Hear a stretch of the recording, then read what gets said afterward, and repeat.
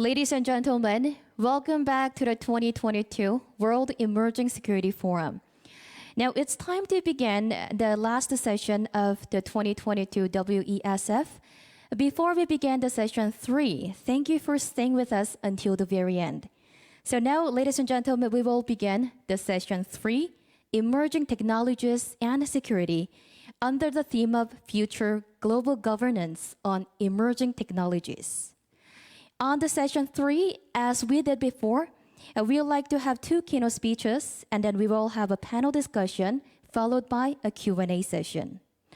During the session, those who are joining us online, you could leave any of your comments or questions in the chat box of your YouTube platform.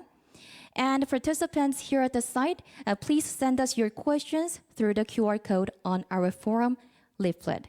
Thank you very much for your kind cooperation, ladies and gentlemen. So with that, we would like to begin the keynote speech. First keynote speech will be delivered by Mr. Young Son, a chairman of the board at Harman and a former CEO of Samsung Electronics. He has sent us very meaningful pre-recorded video. Now, please join me in welcoming him. Let's give a big round of applause.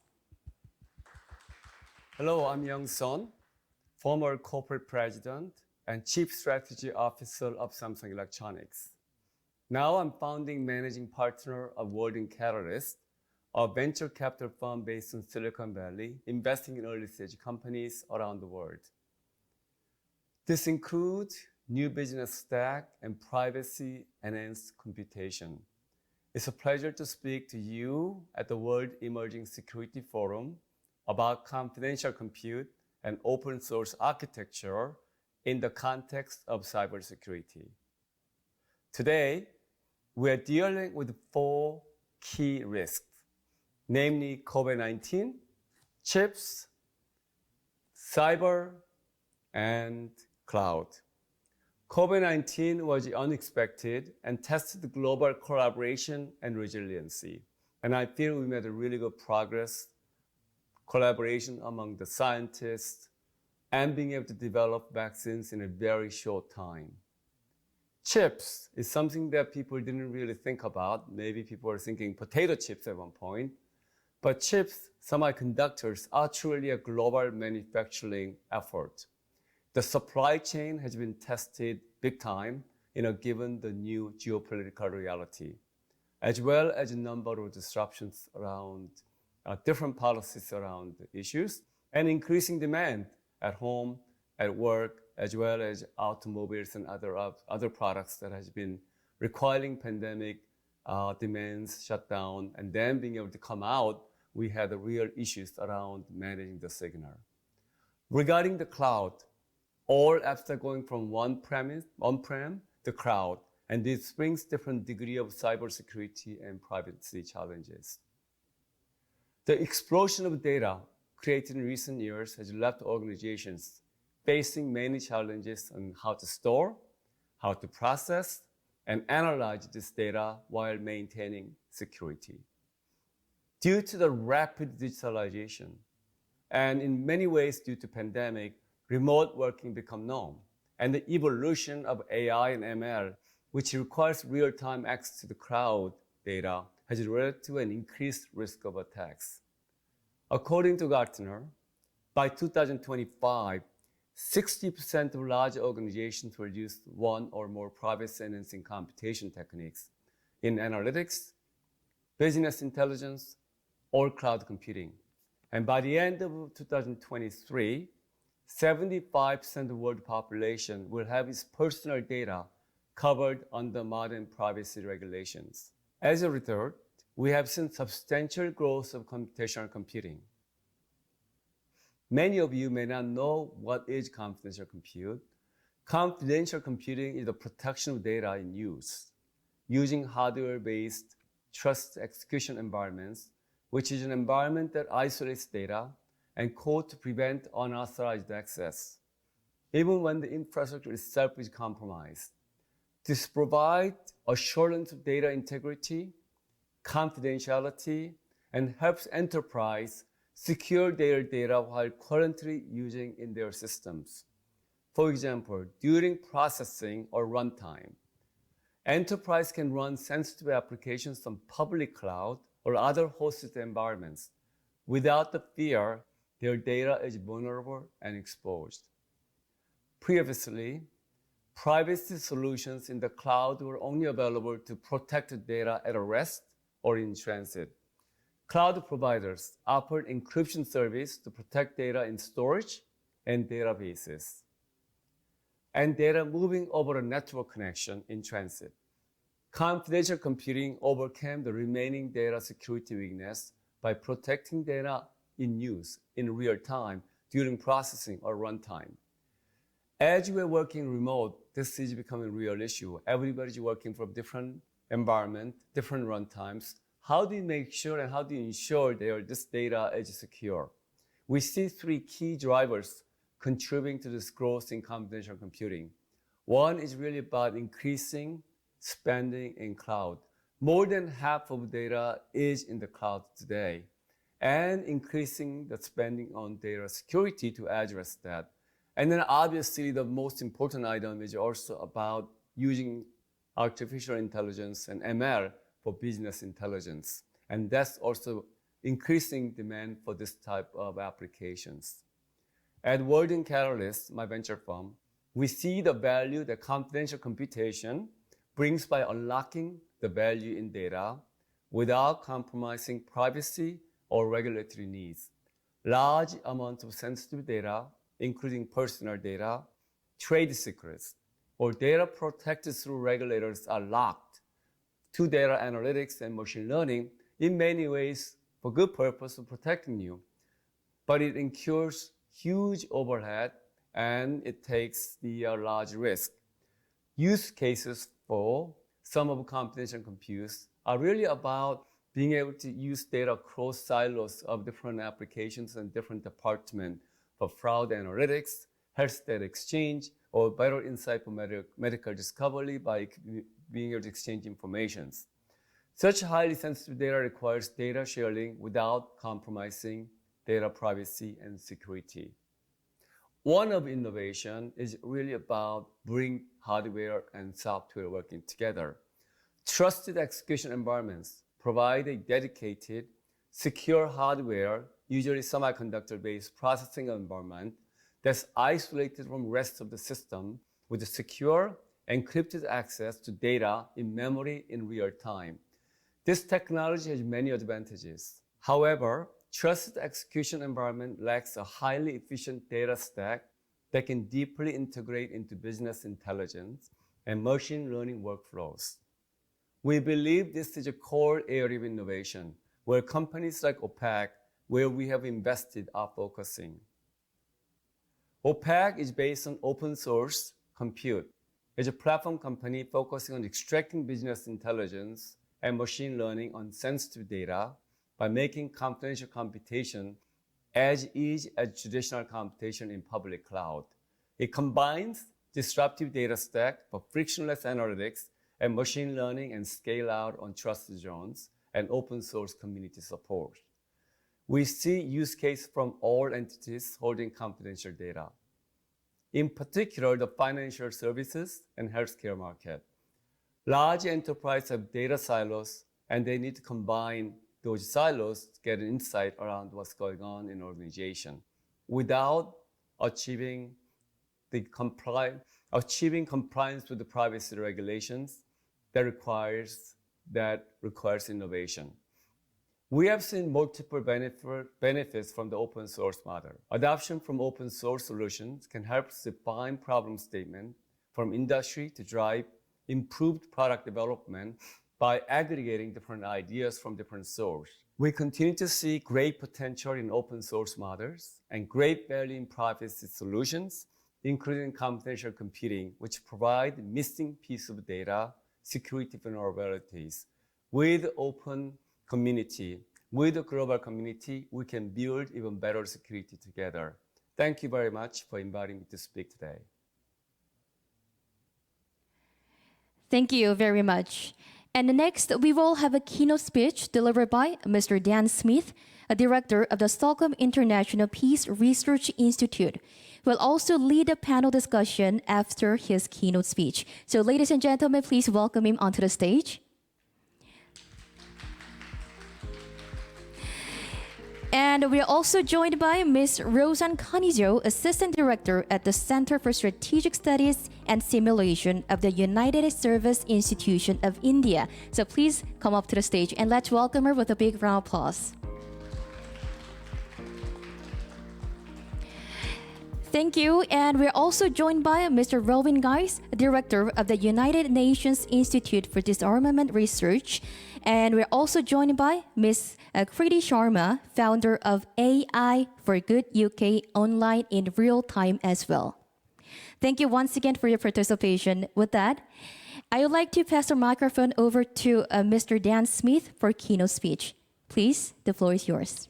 Thank you very much. And as you can see, I'm multitasking. First of all, I do the keynote speech, and then I change personality and become the moderator for this session. And I know it's going to be a really interesting conversation, the future of global governance on emerging technologies. I'd like to again express my thanks to the Republic of Korea Ministry of Foreign Affairs, with whom SIPRI has played some role in partnering on this this conference. We've been very pleased to be able to help out, and I'm very honored to have been asked to be moderating this session. I'm also honored that so many of you have actually stayed through to what we in the business tend to refer to as the graveyard session. Very pleased to see you all here, and I hope that despite that terminology, we managed to make it a lively discussion.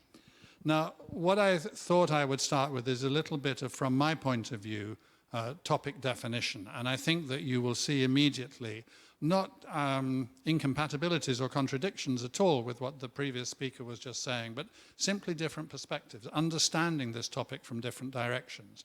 And I think it's a very important part of the conversation to be able to understand that this is such a big and multidimensional issue that in some ways we're all like, you know, the group of people with blindfolds on trying to describe an elephant by touch. And it feels like a completely different creature depending on whether you're touching the tusk or the trunk or the body or the hoof or the tail. And so we need to bear that in mind, that this issue looks different depending on your starting point. So from where I am, I start to think about, well, what are the technologies that we're discussing? And I look at the importance of artificial intelligence, including machine learning. I think about the possible impact of quantum computing, which I've got to confess I don't understand at all. I'll come back to my lack of understanding later on in this talk. There's the whole question of cyber security and the cyberspace, and connected to that, the physical geography of what we call cyberspace, both in land-based installations and in, of course, in outer space, that a large part of cyberspace really is outer space. There's the issue of 3D printing, additive manufacturing. There's the question of biotechnologies as well, that all fits into this area. So those are the kind of the technological challenges, areas, categories that we're thinking about. But we need also to be subdividing this issue into arenas, because these different technologies raise different questions in different arenas. One of them that is very close to what I, as director of the Stockholm International Peace Research Institute, am thinking about a lot, is the interstate, the international arena, where you might be raising questions, for example, about the relationship between artificial intelligence and strategic stability. That artificial intelligence sort of emerging into the arms race has a contradictory impact.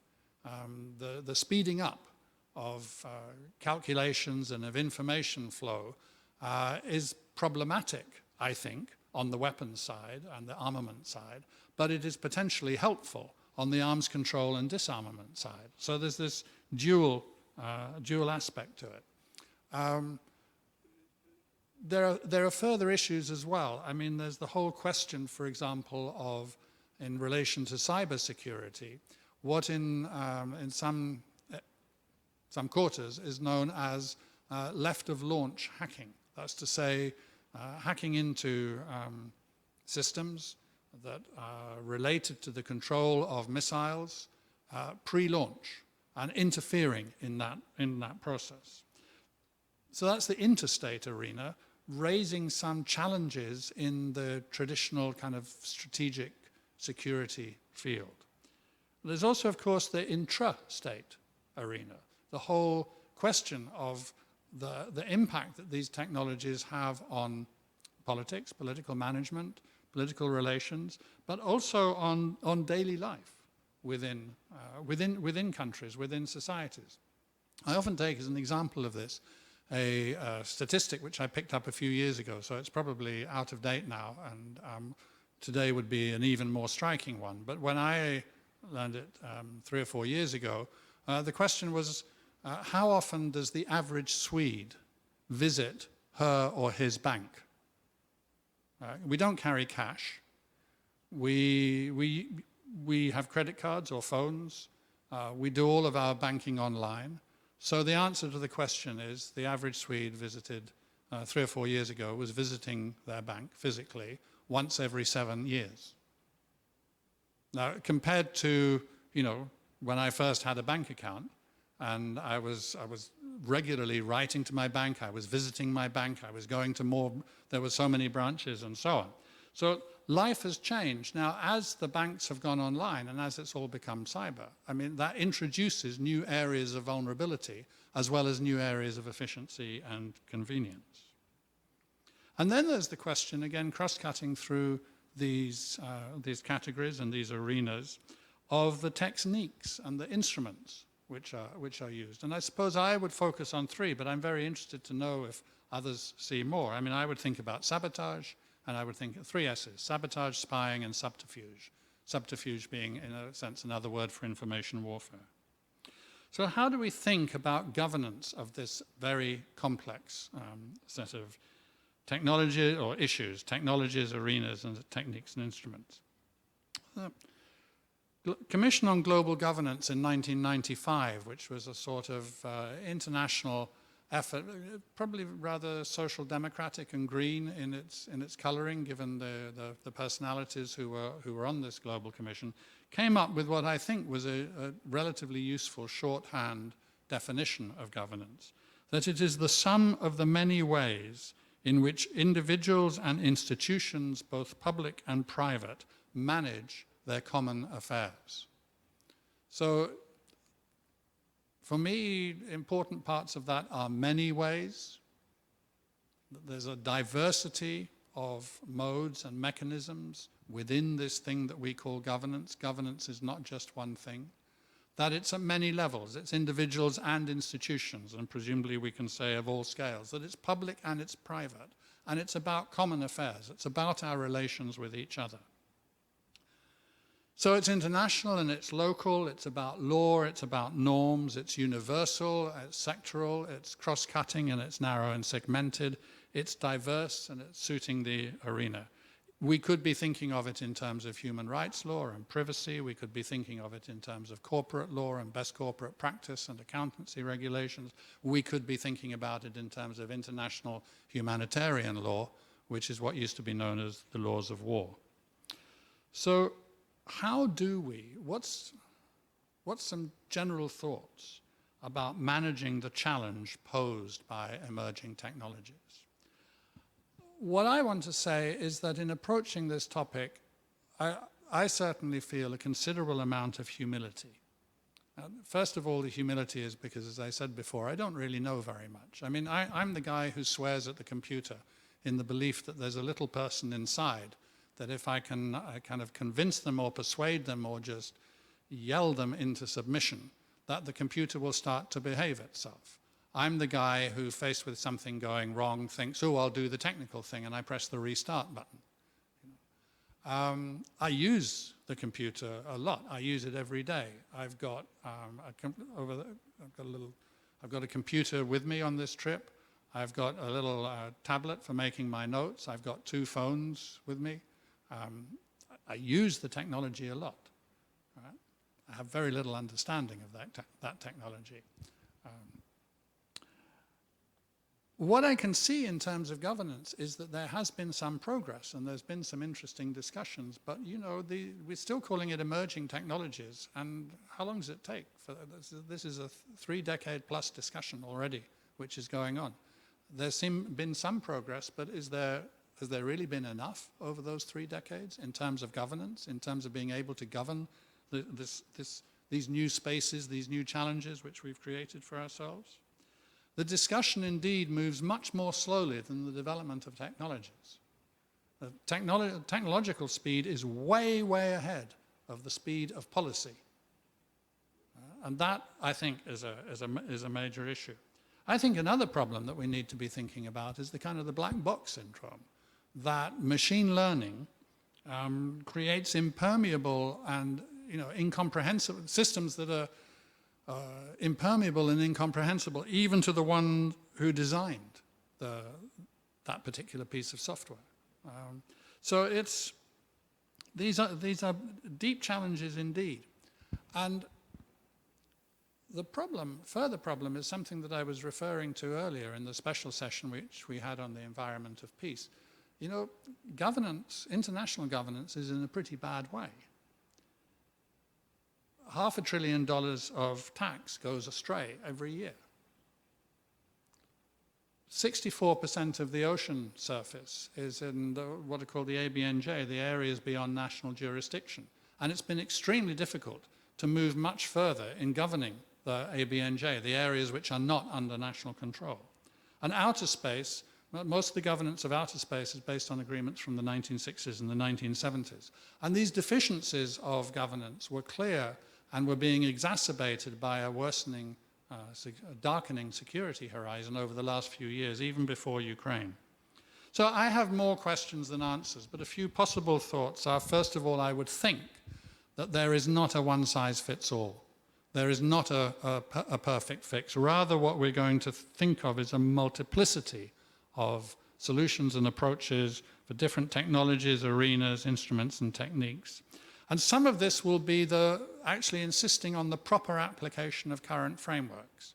For example, again, taking an example from my field, but I'm sure there are others to find, Article 36 of the additional protocol to the international humanitarian law says that governments which are thinking about, which are researching, which are developing, or which are planning to deploy or are deploying weapon systems must consider their impact from the point of view of humanitarian law.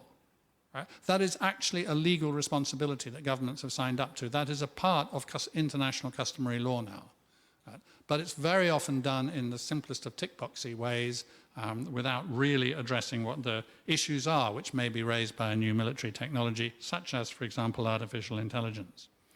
The second thing I think is that perhaps the best will be the enemy of the good. And things change. As I said, the speed of technology is faster than the speed of policy.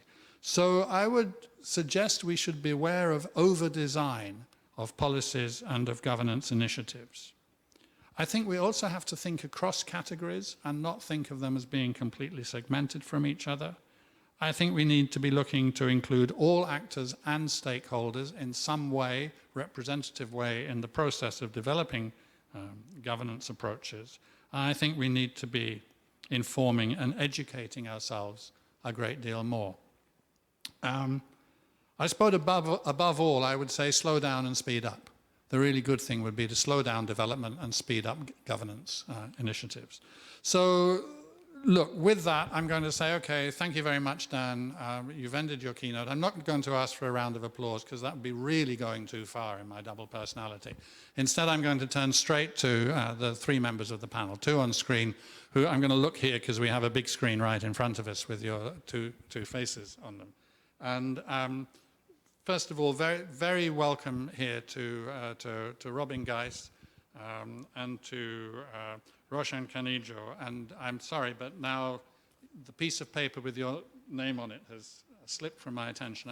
Hang on a moment. To Kriti Sharma as well from AI for Good. And perhaps, actually, I would like to start by going out of my field. right? And therefore start with Kriti and then come back via Robin and then to Roshan, whose field of study is closer to my own. And Kriti, we have a number of questions down which are asking, how to develop a kind of a balanced approach in relation to the governance of AI and cyber and other of these emerging technologies. You're a founder of the organization AI for Good. How do we achieve AI for good while managing to minimize the AI for bad side of the balance sheet? Take a few minutes. Great, thank you, Dan, for your very thought-provoking keynote, I would say. And one thing that really caught my attention is your example of how you portrayed yourself as the consumer of these devices, and that's exactly a very common practice that we see across the board in public attitudes and public understanding. People do not have to be experts in technologies like the way I did, and I often like to think of it as the future way of how the world will work or is working. That kind of amazing scenario should not just be designed by geeks like myself who know how to build the technology, but not necessarily the policy. So I'm really excited to see this group coming together. To answer your question on how we design AI for good rather than bad, I really think it comes down to three key principles if we really wanted to simplify it. The first thing is it's really important to figure out who designs AI. And this is a topic that has been discussed a lot, but I really think it's a matter of bringing people from many diverse opinion bases. And I do a lot of my work in supporting applications of AI that help communities and society and also businesses, commercials of all kinds. What we see as not just good AI products or AI for good, but AI that's successful and widely adopted is when teams come from many different backgrounds to come and create it together. And to give you an example of the kind of skill set that I often try to bring into my teams are people like anthropologists and psychologists who help us design better personalities of AI or experiences that work with the people. So taking a more human-centered design approach, which is built by people from many different backgrounds. And it's easy to overlook the point around technology so smart and it can learn, but it's also incredibly stupid. And by that, I mean, often if you look at a piece like AI, it's only as smart as the data that's fed in. So I'll give you a personal example. Facial recognition systems didn't used to work, and there's a lot of studies on that, on how these systems do not necessarily work for non-white faces, especially non-white female faces. An example, since some of the studies that MIT Media Lab did, they found the error rate for facial recognition systems is about 1% for lighter-skinned men and about 25 to 30% for darker-skinned women. Now, what that might mean is these technologies often fail to recognize Michelle Obama and Oprah Winfrey. And now that's not necessarily the particularly intelligent technology, but it's overlooking a key demographic and segment. So I think good AI is inclusive. It brings people from many different backgrounds. It includes data from many different backgrounds. So that's number one. Second is, what do we do with it? Now, as somebody who's worked in many different fields of technology, I think it's quite disheartening, but I'll say it anyway, that a lot of the investment often goes into using AI to make people click more ads or the next show that you should binge watch. And I think we are at a really critical point in that we can now use this technology to solve real global challenges that face the world. And these include applications we're seeing emerge in healthcare, as was pointed out earlier, but also a lot of the work that we've been seeing in our community and network of young people coming up with solutions to the SDG-related challenges. We've done a huge amount of work in using AI to address issues of domestic violence when people can't access justice on their own. So solving the right problems with it. And then thirdly, not leaving it to the geeks like myself to figure it out. And that includes creating principles and frameworks that enable us to build technology the right way from the get-go. And it's not just regulation that comes in or wait until the regulation comes in. You know, as a technologist, I have a few degrees in computer science. I've built products my whole life, but no one ever taught me. There was no course that was done, at least when I studied, about building ethical technology or responsible technology in the right way. These conversations have now started, but I think we need, just the way in professions like medicine, there's a code of conduct. We need a code of conduct code of ethics for the ethics of code. So thank you so much, Emma. I find that really interesting. I mean, your first principle, it seems to me, is about inclusivity and kind of making a virtue out of diversity and thinking about it. Your second one is to focus on, you know, what it's for, as you said, the real challenges. Here's something actually which could be extremely valuable. It's created by extremely valuable human qualities, right, of creativity and innovation and imagination and so on. Let's not fritter that away. I think that's part of what you're saying. And thirdly, that connects to what, in the work we're doing at CIPRI at the moment, we're calling responsible innovation. It's a take on scientific responsibility, and it applies not just in the field that you're talking about, but you know, across the board. So I think very, very interesting. A lot of common ground there. Robin, Unidir has done a lot of work on the sort of the more advanced technologies, the exotic technologies, outer space, and so on. Give us a bit of a flavor of what your approach is and what if possible, what your findings have been about the costs and the benefits here and the value of different approaches. Dan, thanks very much. Greetings from Geneva, and first off, warm thanks I do, of course, to the Republic of Korea for their kind invitation to this important event and today's panel. So where to start in this complex field on the various technologies that Unidir has been working on? I would probably say that you know, managing complexity seems to be a new task required by international governance structures. I would also say that for us, artificial intelligence is one of the next big challenges around, going further than just lethal autonomous weapon systems, which to me really is the tip of the iceberg. Certainly one of the most concerning ways of how AI could be merged on a robotic platform and pose very serious risks to life and profound ethical questions and challenges, of course.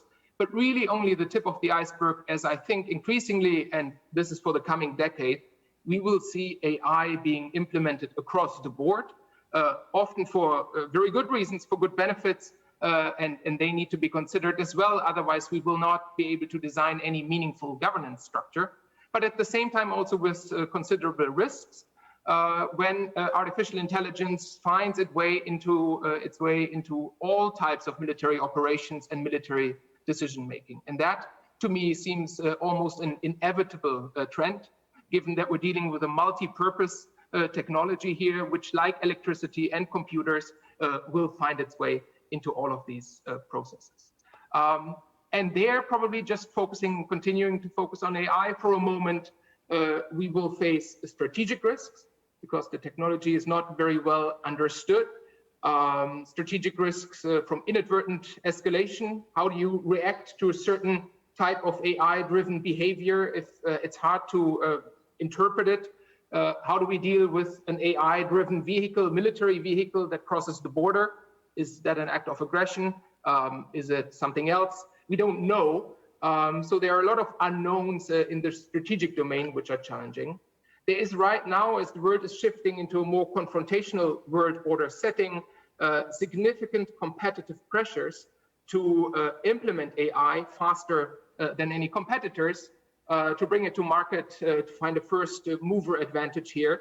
That might create pressure to bring it to market, to field it in military operations before it's fully safe and secure. That's, I would say, not really an arms race, but maybe a race for speed. Then you mentioned it already, and I do think that certainly big power militaries are currently competing to achieve this level of machine speed in some of their military operations before anyone else. And then there's operational risks with AI that have to do with the brittleness of the technology. Accidents do happen.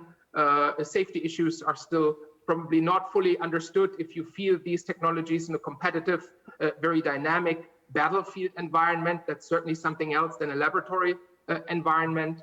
And then, even if we're not talking about lethal autonomous weapon systems, there are legal, moral, ethical implications, of course, when we rely on AI-driven decision-making.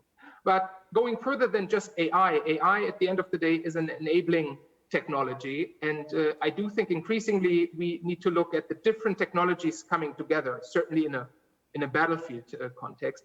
It's not just AI, it's also better sensors, better robotics, smaller batteries, better cameras, all of this coming together and shaping, I think, the increasingly digital battlefield of the future.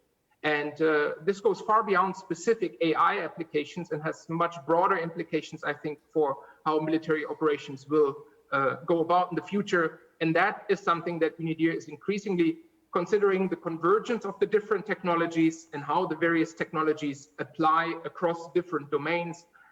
What does it mean if we have these technologies available for the nuclear domain, for example? Just think of early warning systems that will be increasingly relevant as everything is moving to a higher speed. Very concerning developments there. There are proliferation risks, as we have seen with drones, used to be perceived as a high-end technology just 10 years ago. Now we see it proliferating in armed conflict settings across the world. It's quite likely that the same would happen with an all-purpose technology and applications like AI. And then I could go on and on, but I'll stop it here. Of course, outer space also comes into the mix and poses new challenges. Cyberspace is there, AI-driven technology in the cyberspace for offense, for defense. All of these issues are on our radar and are part of our research work. So thanks a lot, Robin. I give you fair warning, I'm going to come back to the point that you raised at the beginning about managing complexity and ask you a little bit more about that. I think also I just want to flag up out of what you were saying, which was is a very important kind of scan of the range of some of the issues and related to artificial intelligence, is this issue which is often known as keeping a human in the loop. What are the ethical, potentially legal, certainly the normative principles which are engaged if you are minimizing the role of the human in decisions about the use of force? It is perfectly technologically feasible, I think, to see AI being deployed, therefore for essentially autonomous, partially autonomous weapon systems that will make their own target acquisition and firing decisions in offensive as well as in defensive mode. So we're really going quite a long way and really need to ask some fundamental questions about the human in the loop. Now, Roshan, if I come to you now, and I mean, part of what you're looking at are these kind of big questions and simulations about them and so on. So what is your take on this bundle of issues that we're beginning to bring up here, and where do you put the emphasis and the priorities? Thank you so much, Dan. Good evening, everyone. I would like to thank the Foreign Ministry of Korea for inviting me here. And as it was rightly put, that it's the canvas of emerging technology is very vast and very complicated. And artificial intelligence is developing very rapidly. And the autonomous systems and robotics, they all are having dual use. So that is the problem for us. Because on civilian sector, if you see, if there is large-scale disinformation, deepfakes in gray zone conflict, as we have already discussed, the Internet of Things, which gives the cyber criminals a window into our personal lives. And as you rightly mentioned, the biotechnology, where gene alteration through gene editing is not only giving on one side, we are doing multicellular systems, but there are also deadly viruses which are coming up. And as far as 3D printing is concerned, it also has both societal as well as military implications. But I find that the threat is also very pronounced in the military sector, and all three military domains, whether it is air, land, or sea, is getting impacted by it. And further, what I find is the improved mobility, the interoperability of weapon systems, converging technologies. For example, if AI could be paired with quantum computing, we'll have more sophisticated weapons, and which I'm sure military will like to take in. Similarly, it is not transforming military structures, but it is also transforming operations. For example, if we see now unmanned vehicle has an ability to shadow a nuclear-armed submarine. Now, this use of AI in nuclear domain may have potentiality in future to alter the strategic stability, both in terms of crisis stability as well as armed stability. Then it is not extended only to vehicles, and it is not only extended to robots and drones, but we find a lot of vehicles and missiles. For example, classical example is a hypersonic capabilities, which most of the states are developing, and this has the capability to destabilize the threat threshold and lead to escalation. We already have direct energy weapons, whether it is anti-satellite lasers or high-powered microwaves. And in the battlefield management system also, if we see, we are more and more dependent onto electromagnetic spectrum. And so we are becoming more vulnerable to electronic attacks. So most of these we find is due to the fast computing, that is high power computing, which is coming up, which are being used in modeling, and both in civil as well as in the arms section. The most important thing is the transformative technology which is coming up is quantum. It's talked a lot about it, and it can be used for military sensing, encryptions, and communications. So whether it is QKD or quantum cryptanalysis or quantum sensing, they're going to, in future, strategically alter the situation. And as it was rightly put up, that with the laws coming up, more and more decision-making is being given to the machines. And it is going to increase in future because, as we all know, with the machine speed increasing, time factor is more important. And the humans are a limiting factor in this. Already, a lot of weapon system has come where human being's decision is not in the field. So that is a kind of a concern which we are facing. And it's not that we have not done anything about it. We are taking baby steps about it. For example, meaningful human control of military systems, that is the MHC, which has been talked about a lot. But there we should see that we need to incorporate appropriate definitions, as well at different levels, the judgment to ensure that there is a constant cognitive awareness of the system has to be there. As far as the nuclear domain is concerned, as he was also pointing out, it's very important that human verified intelligence, especially in the early warning system and decision making, should not be based on a single source. So that becomes a problem. And also the negative impact of AI in this field should also be considered. And you cannot have fully automated systems in this field. So for my initial thing, I would like to say these are my concerns and problem areas. Great. So what I'm going to do now is come back to each of the three of you with a question picking up out of something that you've said. I've forewarned Robin because I thought it was only fair to do so when the key word is complexity. You know, friends give each other forewarning of that kind of thing. But then I also want to suggest that after this kind of lap around these the three panelists again, be very good to get some thoughts and responses and comments from members of the audience. So be ready to be sticking your hands up in a few minutes. So Robin, when you talk about the importance of managing complexity, who is managing that complexity? How is that complexity to be managed? Is complexity to be regarded as a problem, or are we embracing complexity and starting from there? Give us some thoughts. Excellent. Thank you, Dan. I think it should be considered a normality given the mess that we're currently in globally, in the many cascading crises that we face, also beyond just the digital challenges that we're discussing today. So I think managing complexity will be a task that will stay with us, and you can add uncertainty to complexity. I don't think there is any easy or quick way out of this, and we should indeed embrace it more as a normality that we have to manage. To me, that means, like Kriti was saying, diversity is key in this regard.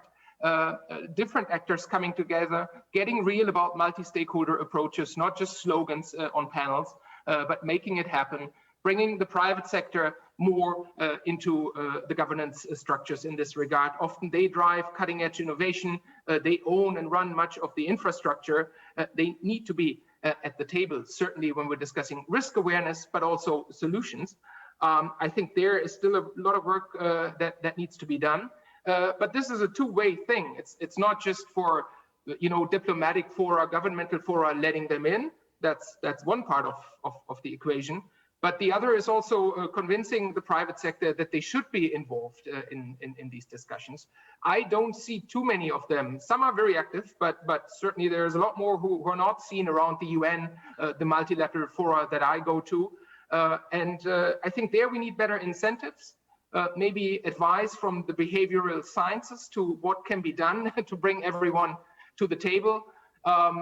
A better business case, maybe also for them. With the EU, I think for companies, it's very clear why they should be there, because there is discussions about taxation, competition law directly affects the business model.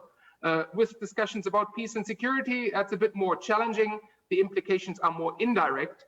But I think in the current world, we're very clearly seeing how peace and security affect everyone, affect the world economy, and how it should be a responsibility for everyone to be involved there. I don't want to go too long, Dan, please interrupt me, but just to also say what you said, Dan, I very much agree to this. In terms of the expectations that we have, it sometimes still seems to me that in the multilateral fora where I work, we're thinking of a treaty that could be the panacea and solve all of it. That's not going to be the case. It's, we're facing multipolar, multiplex challenges, and the solutions will need to be the same, dynamic, a lot more agile, a lot more open-minded, and there will be additions to them over time. And the sooner we get started with that, the better. And the last point maybe is in this hyper-dynamic geopolitical environment, I sometimes feel we need speed bumps. And the speed bumps really to create spaces for reflection, to step back from it all. I do think that think tanks like CIPRI or UNIDIR have a huge role to play in this regard. From the rush of the moment, taking it all back, trying to provide a bird's eye perspective on the different technology trends coming together. I think that also has to do with complexity management and a good approach to holistic governance models for the future. Yeah, thank you very much, Robin. And I think the need for speed bumps is that it's an interesting idea, and thinking how to kind of institutionalize speed bumps would be a worthwhile challenge, because I think that is a part of thinking about responsible innovation. I also think it's worth commenting on your thought about the private sector, is that in other contexts, not thinking in there's more thinking about resource extraction and so on, where in previous work I've worked a lot with them, private sector actors. And the problem is that they are very good at thinking about the risks of a given activity or a given geography, for example, as those risks impact upon them. They're rather less good about thinking how their activities generate risk that impacts upon somebody else or something else, or as you said, in a quite sort of abstruse and diffuse kind of a way. And it is clear that technological development is having an enormous impact, and that does generate risks. But I think that there's perhaps not quite enough of taking responsibility for those risks. So I then wanted to turn to Kriti, because you said that it's more than part of your argument for diversity is that it shouldn't just be left to the geeks to do all of this. Right, okay. So who else should get engaged, and how does that work? One point or counterpoint I wanted to add is on the private sector and some of the levers that really matter there. Guys, I've been hiring hundreds of data scientists and engineers on a very regular basis. And I can tell you in every single conversation, They want to understand the purpose of your business. And what are you doing? And whilst I understand, a lot of these companies haven't historically looked at risk beyond their own internal business risks, we need to build on this opportunity here, that there's just such a strong movement right now in the technology community about building tech for good. And it could be coming out from certain sentiments that emerged from larger tech companies that are now considered kind of the new oil sector or the new tobacco business. Take it whichever way it comes, but really the opportunity here to mobilize the community of people who really want to build technology in the right way is a big one. And there are all these companies, private sector, in an area where skills are in such short supply, or talent is in such short supply, that I find it really quite hard to believe that successful businesses in the tech world will be able to do it without understanding overall holistic risks and their impact on society. Personally, I've seen many of my friends who've left some of these companies to go do more purposeful, meaningful work. And I'm not just talking about a small number. So Robin, I would say I'll call all my friends during next forum and we'll start an after party before the party. But I also wanted to talk about who else needs to join the group. And in many ways, this counters some of the, and just bringing a more pragmatic view of slowing down technology. It's a really hard thing to do. And I don't personally agree that we should. I think we need the governance to catch up. What we do want to do, and the reason for that is it's really hard to govern and control innovation or development at that level. What we do need is stronger controls and frameworks, so it's not left to self-govern for individuals who are working. To give you a very practical example, a new wave of building technology has emerged, which is very different to my world. I went to study undergrad engineering, master's, computer science. Now I work with 15-year-olds, 12 years old, 18-year-old kids, or 8-year-old kids who've just learned to code on their own using online tools, and they have access to the same cloud computing platforms. So it's just really, really hard to create that level of control. What we can do is start more of these self-selecting principles around, or start to look at regulatory frameworks, but and helping people understand how to build good solutions to these problems. And when I say regulatory frameworks, maybe we need to do regulation by action or through examples or use cases, because just as someone who builds these things myself, there's a high-level statement that says, oh, build technology only for good. I'm like, okay, that's nice, but what's good? How do I apply it? Give me examples, create access to databases, for example, if you're working on the bias problem, or build frameworks. And Dan, you made a very good point about black boxes. Yes, absolutely. Understanding of those systems, but there are real trade-offs. There's some algorithms that give better results, but are harder to explain. So is there a framework that helps me decide what to do when? So I think the more we can take regulatory frameworks and turn those into action, the higher chance we have of implementing some of those controls. But in my opinion, I find it really hard to see how we can slow down innovation. Thanks a lot, Kriti. And we'll probably come back to that, but I want to ask Roshan, because I think that you picked up when you were talking about artificial intelligence and talking about laws, lethal autonomous weapon systems, or more generally autonomy in weapon systems, it comes to the question of the human in the loop.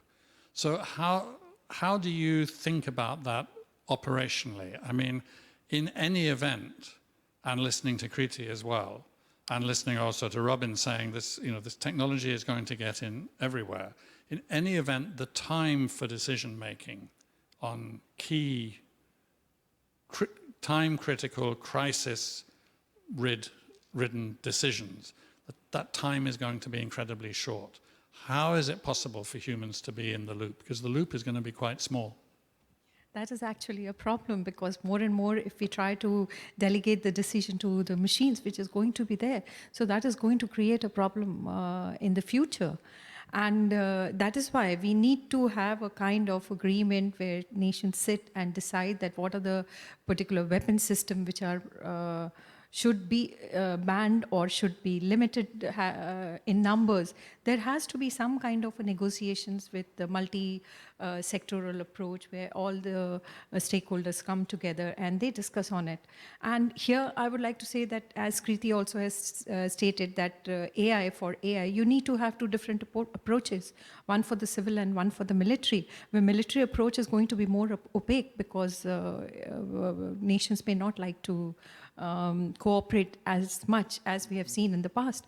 But as far as the civil thing is concerned, I think, as she rightly pointed out, that there has to be inclusiveness.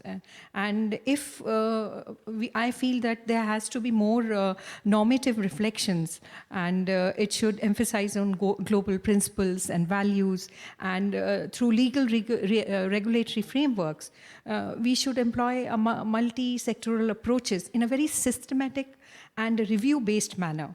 And for that, the first thing what we need to do is we should have a digital ecosystem, because plurality of definitions, it hinders effective implementation. So a common definition, taxonomy, international measuring standards, all these will help in implementing of legal norms. And OECD has already started the work on that. And secondly, we can also think about clear channel of communication, creation of ecosystem where there is syntactic interoperability, though it is difficult, but through meticulous documentation of policies, accessible data sharing practices, and forums where citizen inclusiveness and multi-sector participation is there.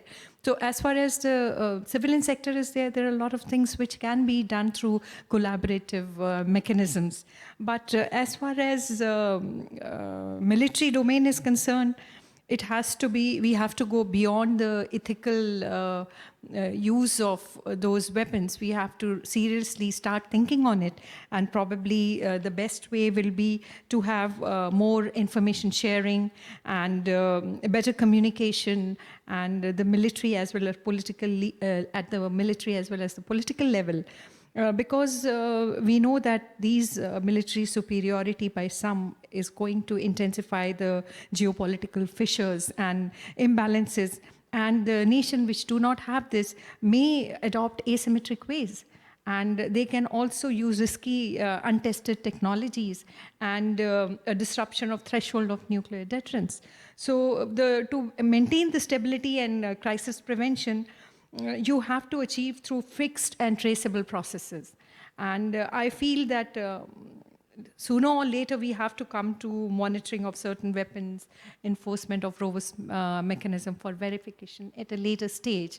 But to start with, there has to be information and more cooperation in these issues.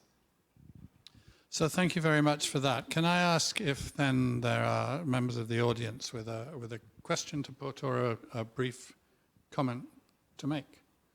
I'm staring into the lights. At the moment, I don't see anyone.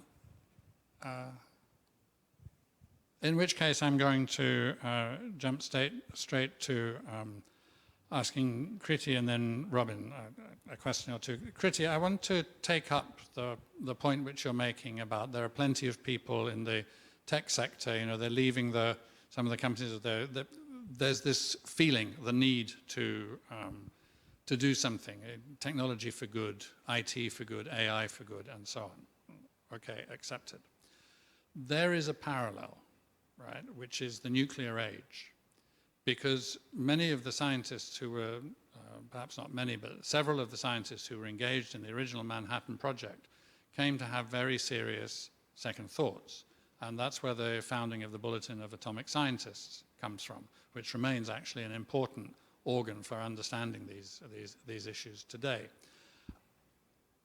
That was formed, you know, very early on. I'm not sure when, but I think it's early 50s at least that the Bulletin of Atomic Scientists was founded, that it was clear that some atomic scientists, enough of a critical mass to get a hearing, to be heard in public, were objecting to the path which they had been part of setting out on. But by the mid-1980s, there were some 65 to 70,000 nuclear warheads worldwide. So there is a dynamic which pushed on despite this. And I think that that is the concern that people might have listening to what you say, is that Yes, there are individuals, even many individuals, who are turning away, but there are others who are being recruited in to take their place. Perhaps they then in their turn turn away again in a few years. There is a dynamic that moves forward.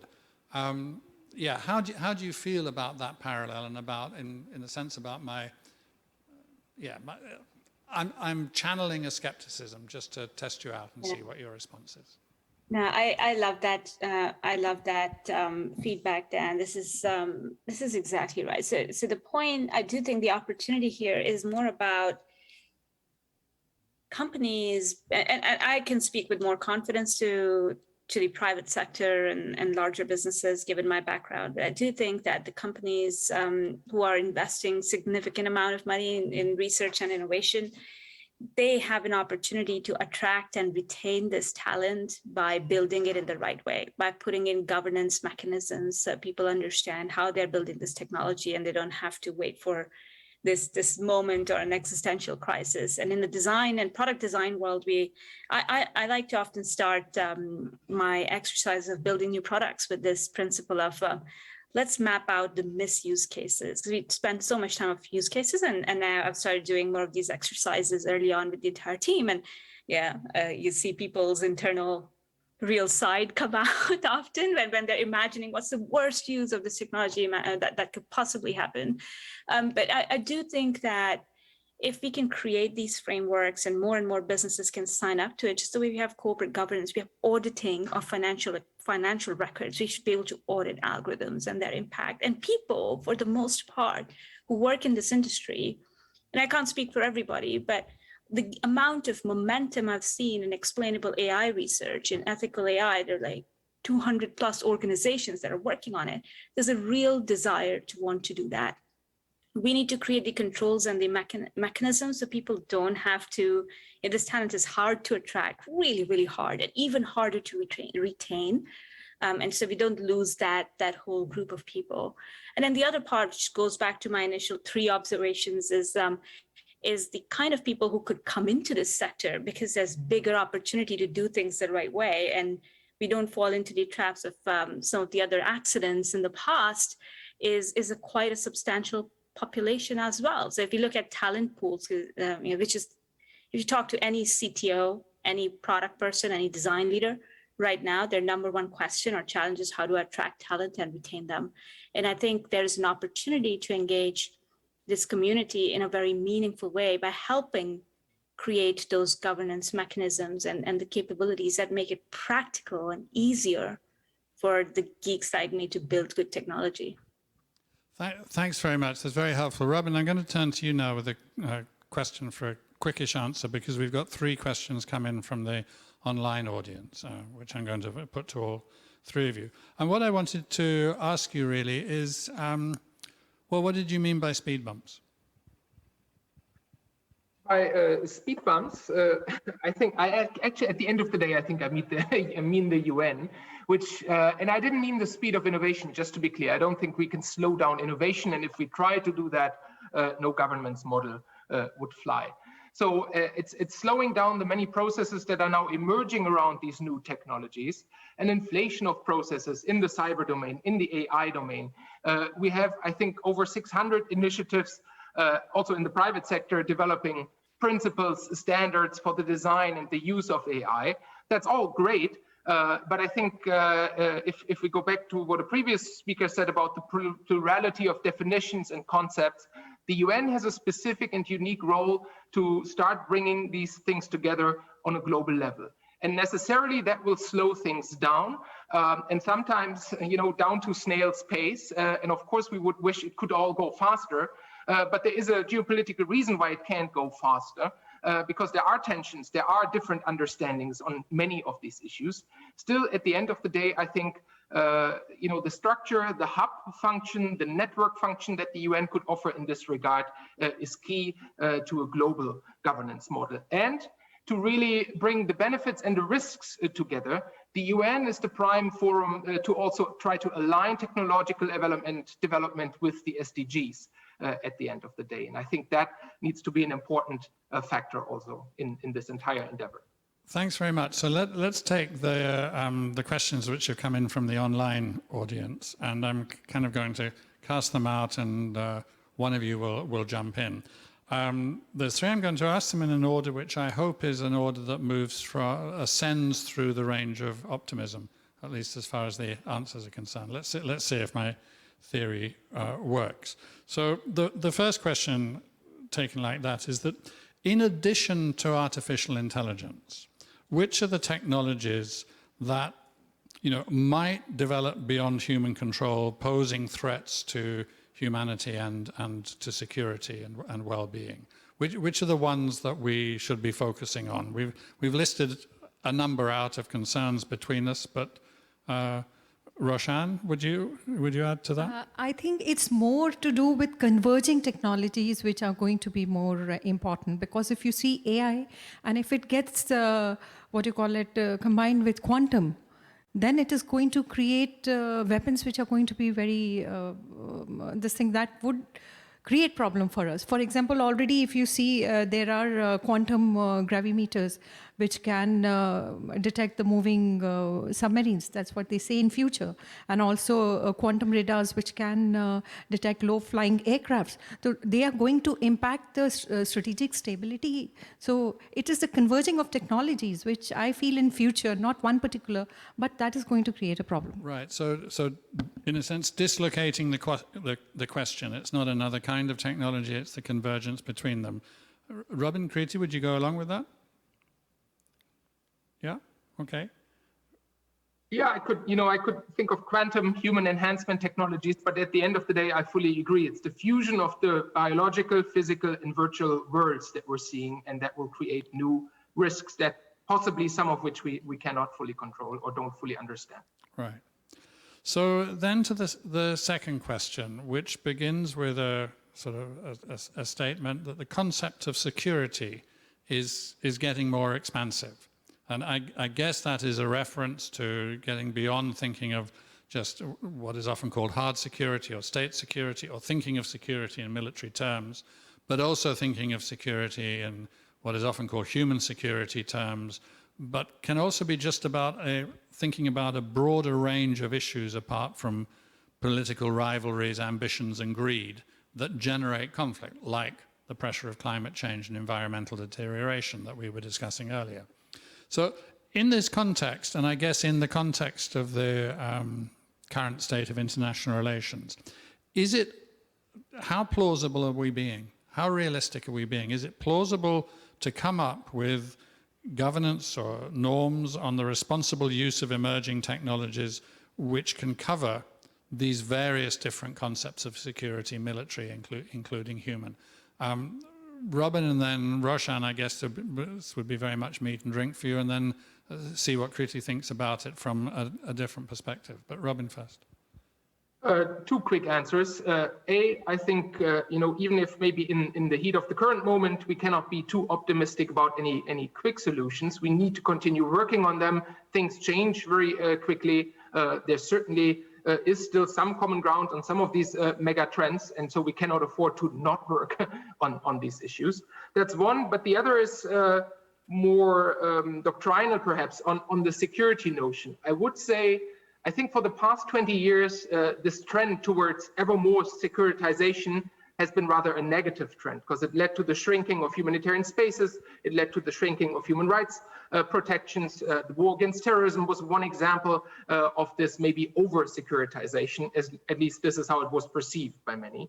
But I do think now that we're in this interconnected world facing so many cascading crises at the same moment, we could also expand security in a more positive way, bring development issues in as an integral part of a better and more holistic understanding of security. So it's a very interesting question to which I have no concrete answer, but just to say that this, I think, is something that we will need to reflect on quite a bit in this confrontational setting that we're now in, and where everything, global economy, global health, energy questions, all have direct and severe security implications, and implications for the well-being of humanity and the planet at the end of the day. Roshan. I agree with what he's saying, but I feel that there is a potential threat because you see already deep fakes and large-scale disinformation, all these things keep happening. And there is no one solution to that. So I think more interaction with the public before making any laws is another area where we can look for public participation. And basically, if we see AI, for example, so what are the three main arms in it? It is the government, it is the private sector, and it is the citizen. So the more collaboration and communication and you have with them, the better understanding it comes. And probably that is one area where we need to work and see how it goes. So Kriti, I think that's a nice segue. It's over to you. And although you don't know it yet, this also segues neatly into the next question. But what's your response to the thoughts you were just hearing? I wonder if there's something similar to the a 2.0 version of data privacy movement or cybersecurity policy, primarily data privacy and data security movement that we saw that has had some success in that. From where I'm sitting, I see pretty much every large company board having data and cybersecurity in one of their top 2 to 3 agenda items. And a lot of that has come from wide space regulatory movements that have in certain countries been able to keep up with the innovation. And in some markets and models, we've seen even sandboxes emerge. I personally think that's quite a cool idea when it works. And we've seen success of that in the fintech world, right? Where you can actually work with the regulator, because people building the technology often are as much in a gray zone of fog as the regulator. So perhaps this is more of a, I think someone used the word or the term broadly around progressive. I think it was yourself, Dan, on how we can build regulation or governance that evolves, and perhaps building an international sandbox for some of these challenges could be a place to start. And that might bring more of my friends to you, Robin. I just want to, before I come back to the question I'm going to put you, the third from the online audience, I just want to see if there's anybody in the audience here in the hall who now getting their last chance to ask a question, because time is ticking on and we're going to close the session fairly soon. If there's anybody who has thought that they would, after all, like to ask a question, you get one last chance. It's a kind of like an auctioneer. It's going, and gone. Okay, so Kriti, here was the third question, which is asking you to focus, to be a little bit kind of concrete, if it's possible, or specific at least, about effective measures that encourage, the question says the industry, but I'm going to loosen that, actors in the industry, to participate in the process of establishing some, and again I'm loosening the question, some aspects of global governance on the use of new technologies that have emerged and are emerging. How would one encourage that? I think we briefly touched on it in the previous question. I just genuinely believe, so there's some problems, and let's break it down a little bit in the interest of being specific. There are some problems where the answers are a lot easier to define. It's more about enabling action. So examples of those, and yeah, we've talked about a lot of advanced emerging technologies, but there's a very basic technology that is that has a lot of potential for misuse, and that is just pure data, access to data, and even just very basic analytics on it, not even AI. So some of those capabilities, we already have a lot more tangible measures and ways of applying capabilities. So that's more about enforcing it. And the way you encourage that behavior is embedded right into the heart of governance that already exists, rather than, it doesn't require a lot of new stuff. When we are looking at exponential technologies where the state is evolving and improving, I'm just a very strong believer in a collaborative approach, and that might be more of an invitation to come and design that in a more open sandbox environment where we explore these problems together. Because if you think about a lot of companies, they vary in resources and how much they can invest in each of these different problems, and a policy team may not always be the first thing they can invest in, and it would again be very one-dimensional. So a lot of value in these problems comes from if you can learn from other industries. For example, fintech is very keen to learn from bio and health tech, and legal tech is very interested in learning from what happened in the banks and during the fintech revolution, what solutions they found. So this interdisciplinary place where there's more in terms of value that the businesses can get back would justify the investment and the time. Okay, thanks. So it turns out there is one, and I couldn't say it properly, but there it is. Yes, please ask your question, madam. Thank you for the talk today. I agree the definition is critical for this topic. Emerging technologies are typically defined within the digital, like AI or machine learning, distributed ledger, quantum technologies. I have a question. What are the panel's considerations for the other sectors, like biology or biotechnologies and materials and manufacturing technologies? So I'll ask Roshan and Robin to take a very quick stab at that. And then I'm going to ask each of you for your kind of one final takeaway, or the thought that you want the audience to take away with them. So Roshan first, and then Robin answering this question, and then we'll go around you again with the final question. I believe, yes, we need to have consideration for other technologies also, that what we call like NBIC, and like nanotechnology, biotechnology, information and cognitive sciences. So here also we need to have regulatory measures. What we talk about AI, most of them will also apply here also, because regulatory mechanism is risk mitigation. All these things will apply there also. And in this field, I think nanotechnology, they have already done a lot. There is a legal framework also for them. So slowly, all these technologies has to come up, and measures have to be taken. It cannot be one fit all. It has to be different approaches for different domains, which needs to be discussed. Thanks a lot, Roshan. Robin, your thoughts on the same thing? Yeah, I can keep it very short. I fully agree with what Roshan said there. I do think that in the biotechnology field and in the space security field, very similar structurally, very similar issues arise. It will have to be a multi-stakeholder approach of sorts. There is significant commercial interest and innovation involved in these fields. It will have to do with the convergence of different technology. Just take AI coming to the field of bio and enhancing biosequencing, bioengineering, and so on. So I think we're facing very similar structural questions in these domains as well. Okay, so now what I would like to do is to offer each of you somewhere around, 30 seconds, 1 minute, absolute maximum, for a kind of a quite crisp thought that it is that you would like the audience to take away with them. I would like to go Roshan, Robin, Kriti in that order.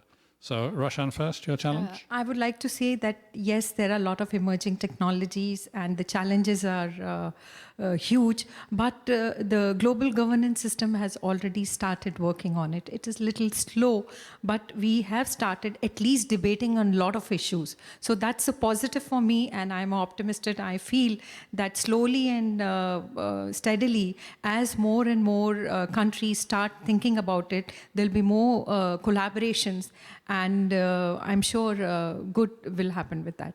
And especially with interactions like this, it will definitely, ideas will come up, and which will soon take shape for regulations and all. Thank you. Absolutely. I think interactions like this have a very important place. Robin? I think a large part of the complexity management that I said was going to be key is an open-mindedness to try new things out.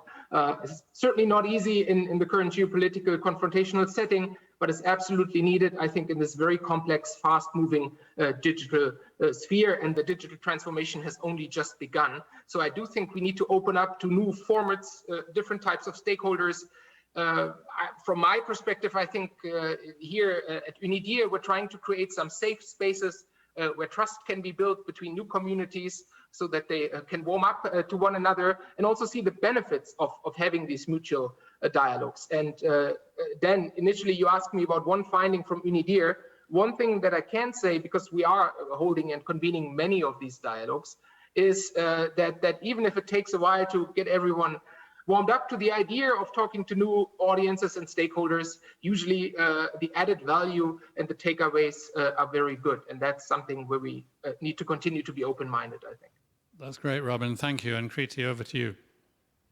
Dan, I'd close with one of the points you raised, that there's not going to be one regulation at one point or one governance model that's going to work. And our conversation and debate today really brought it to life, that this is going to be a conversation that we all build on together. And I would just say, if we can create that openness to exploring a healthy balance between the pace of development and the pace of sustainable development to be able to bring this technology to life, that would be just really powerful and very encouraging.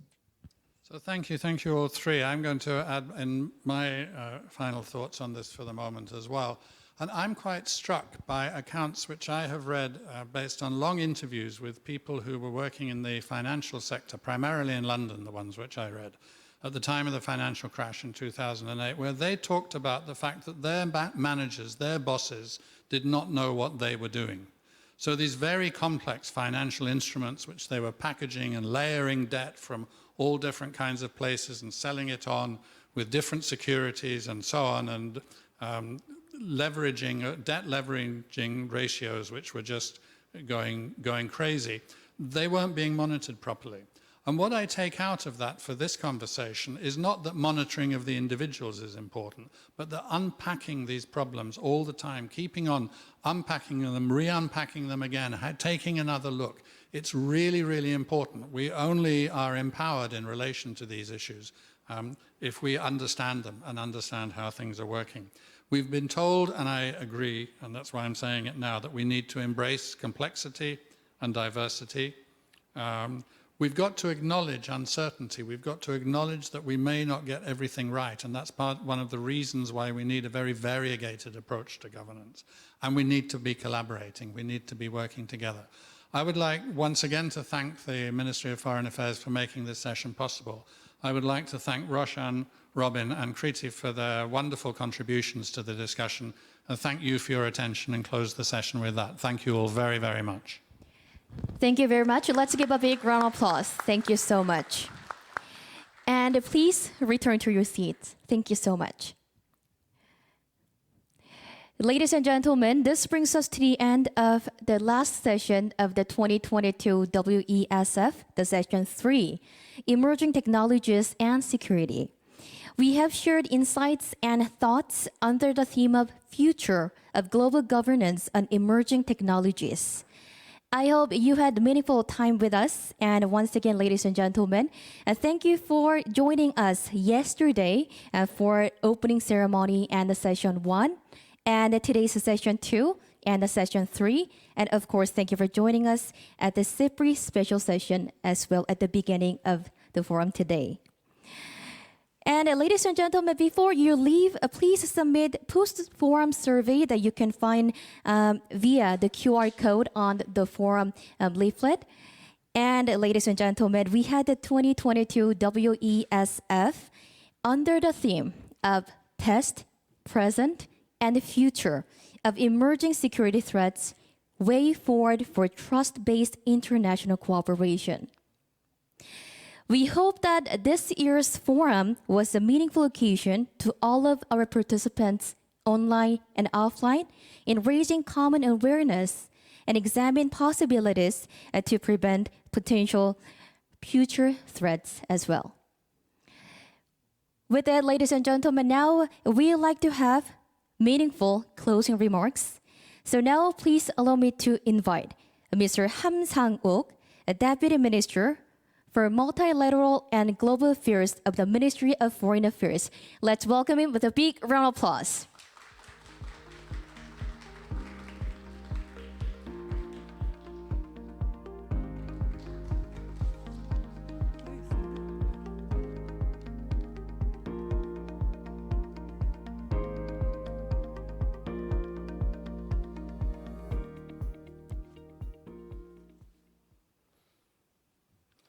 Distinguished guests, ladies and gentlemen, the 2022 World Emerging Security Forum has come to a close.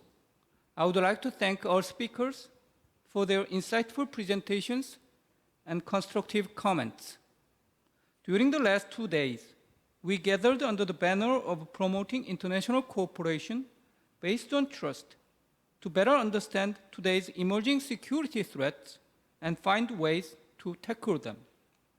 The discussion served as an invaluable opportunity to share lessons learned from past experiences, to face up to our current reality of security threats, and to foresee threats to come. Many ideas and insights have been put forward by diverse stakeholders, and they are highlighted in one voice that we should be fast, agile, and responsive. When the World Emerging Security Forum was launched last year, nobody expected the outbreak of war in Ukraine. While unexpected threats to international peace will continue to emerge with greater complexity, we can address them better with stronger cooperation, solidarity, and preparedness. This was also the underlying message throughout the last 2 days.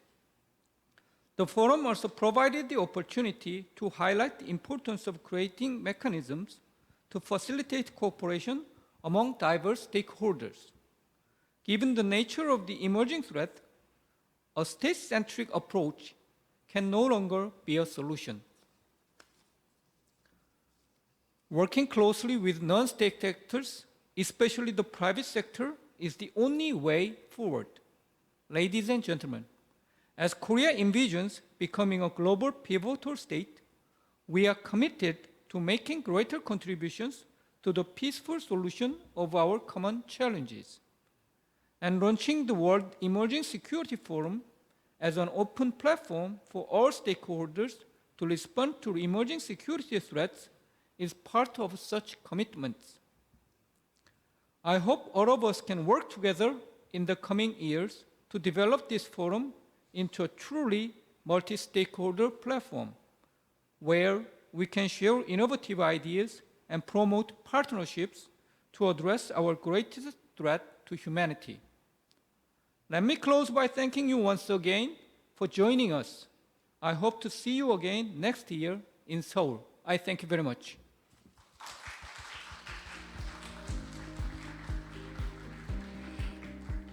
Deputy Minister Ham, thank you very much for your meaningful closing remarks. This brings us to the end of the 2022 World Emerging Security Forum. Ladies and gentlemen, thank you once again for staying with us until the very end, despite your busy schedules. This has been Jessica Lee. Thank you and goodbye. Thank you.